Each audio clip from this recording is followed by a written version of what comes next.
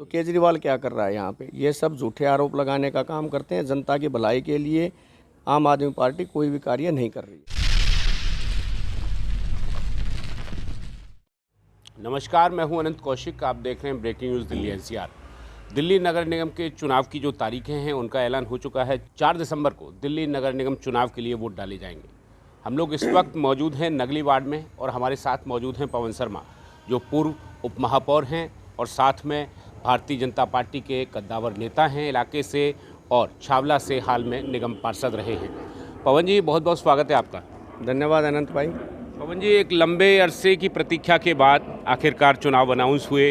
कितनी तैयारी है भारतीय जनता पार्टी की, पवन शर्मा की, इस बार नगली वार्ड में? नहीं, आप इसको लंबा अरसा नहीं कह सकते अनंत भाई। चुनाव अप्रैल में होना था, लेकिन जो पीछे के 5 साल हम जो जनता के काम लेके सदन में जा रहे थे, तो बजट के अभाव में जो दिल्ली सरकार ने सारा एमसीडी का फंड रोक दिया, उसको देखते हुए केंद्र सरकार ने, माननीय गृह मंत्री जी ने ये संज्ञान लिया कि तीनों एमसीडी को एक करके इसको एक एमसीडी बनाएंगे और उसका नोटिफिकेशन लोकसभा में पास करके उसको जारी किया। और उस प्रक्रिया में जो टाइम लगा, इतनी स्पीड से काम हुआ है कि और कोई कर भी नहीं सकता था। अब आप देख रहे हो, पिछले 2 से 3 महीने का जो टाइम मिला, उसमें सारे वार्डों का रोटेशन भी किया, सबको सीटें भी, कौन सी महिला, कौन सी जेंट्स, कौन सी एससी होंगी, वो भी किया और चुनाव भी करा दिया। तो इसके लिए मैं भारतीय जनता पार्टी और शीर्ष नेतृत्व का धन्यवाद देता हूं। जो लोकतंत्र का पर्व आने वाली 4 दिसंबर को हो रहा है, उसमें सभी भागीदारी बने और भारतीय जनता पार्टी को भारी बहुमत से जिताएं। एकीकृत नगर निगम का कितना फ़ायदा होगा भारतीय जनता पार्टी को? आम आदमी पार्टी की अगर माने तो आम आदमी पार्टी की तरफ से ये आरोप है कि कहीं ना कहीं परिसीमन इस हिसाब से किया गया है ताकि बीजेपी को मैक्सिमम लाभ हो सके।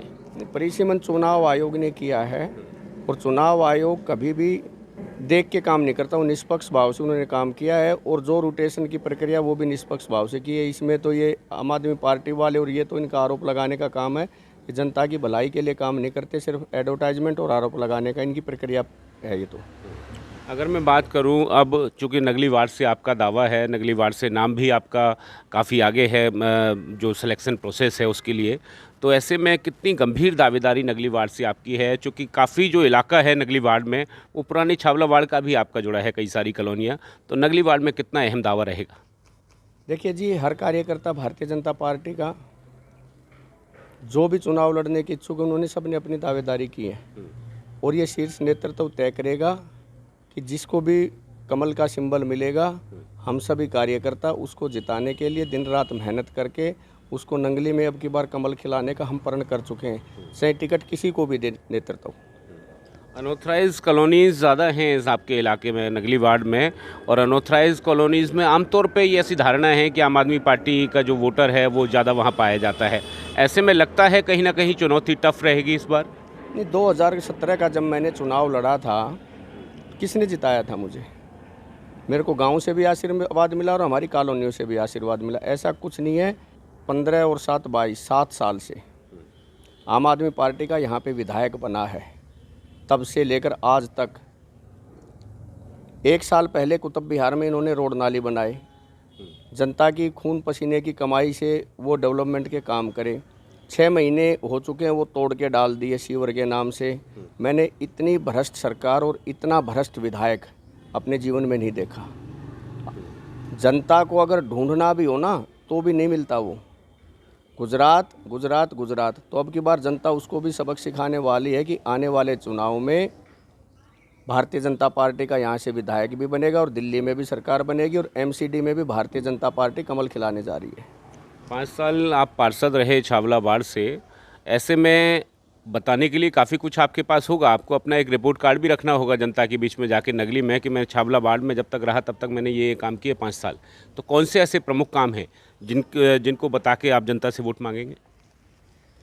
देखो, श्याम विहार फेज़ 2 में जब फेज़ 1 के नंगली वार्ड के लोग घूमने जाते हैं शाम के टाइम पर, तो एक बार आप भी घूम के देख लेना। जो हमारा वार्ड था और पहले के जिन पार्षदों के वार्ड रहे हैं, जो भारतीय जनता पार्टी के पार्षद नहीं थे, आपको डिफरेंस अपने आप नज़र आ जाएगा। मैंने बहुत सारे डार्क स्पॉट एरिया में पोल और नई लाइटें लगवाई हैं, चाहे इसमें श्याम विहार फेज़ 2 का एरिया हो, सैनिक स्कूल से लेकर छावला तक का रोड हो, लक्ष्मी नारायण मंदिर से ताजपुर वाली फिरनी हो या ताजपुर गांव की पूरी फिरनी हो, या गोयला गांव का ये श्याम विहार फेज 2 से गोयला गांव का रोड हो, और भी बहुत सारे एरिए में मैंने छावला से कांगनहेड़ी रोड पे लगवाई, छावला शमशान घाट वाले रोड पे लगवाई। बहुत सारे एरिए में नए, जहाँ भी डार्क स्पॉट एरिया था, हमने नई लाइट और पोल लगवाए, स्कूल की बिल्डिंग का निर्माण करवाया, गांव के सारे रोड और नालियाँ पक्की करवाई। जितना बजट था उससे ज़्यादा हमने काम करने की कोशिश की है। नए पार्क डेवलप करवाए, 2 पार्क और डेवलप करवाए, दीवार लगवाए गए। बहुत सारे डेवलपमेंट के काम हैं। जो मेन रोड के ऊपर कूड़े के ढलाव रहते थे, वो ढलाव मुक्त हमने अपना वार्ड किया। हर घर से कूड़ा उठाने की हमने व्यवस्था करी। तो बहुत सारे डेवलपमेंट के काम, जब हम चुनाव मैदान में जनता से आशीर्वाद लेने निकलेंगे तो अपना सारा डाटा लेके निकलेंगे कि हमने ये काम किया, और वो ग्राउंड पे आपको दिखाई भी देगा। आज से आम आदमी पार्टी ने एक अभियान शुरू किया है। हर बूथ पे जो कूड़ा है उसके बारे में लोगों को जागरूक किया जा रहा है, उसके बारे में लोगों को चर्चा की जा रही है, और भारतीय जनता पार्टी के बारे में ये मैसेज देने की उनकी कोशिश रहेगी कि दिल्ली का जो कचरा है वो बीजेपी ने कर दिया। ऐसे में कितना गंभीर इस चुनौती को देखते हैं, लोगों को ज़्यादा समझाना होगा इस बार। दिल्ली का कचरा दिल्ली सरकार ने और इनके विधायकों ने किया है। इन्होंने यमुना को साफ कर दिया। ये पोल्यूशन क्या हो रहा है, घर सभी क्षेत्र के बच्चे बुजुर्गों को क्या हालत हो रही है, सुबह से हम घूम नहीं सकते।